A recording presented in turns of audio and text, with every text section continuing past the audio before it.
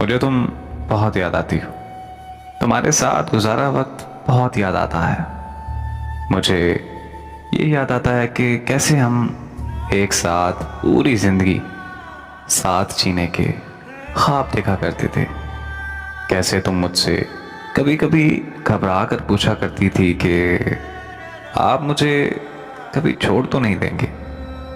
और मैं तुम्हें हर बार यही कहता था कि मैं आखिरी सांस तक तुम्हारा हूं और तुम्हारा ही रहूंगा। मुझे ये याद आता है कि जब मुझे चोट लगी थी तो तुम मेरे लिए कितना रोई थी।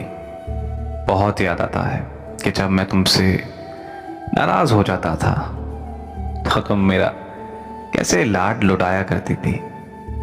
पर आज मुझे देखो ना कि कैसे मैं कैदे तन्हाई में मर रहा हूं। कैसे मैं पल पल तुम्हारी याद में तड़प रहा हूं। कैसे मेरा दिल खून के आंसू रो रहा है। बहुत तकलीफ देता है वो लम्हा जब तुम मुझे छोड़ गई और पीछे मुड़कर कभी नहीं देखा कि मैं जिंदा भी हूं या फिर मर गया।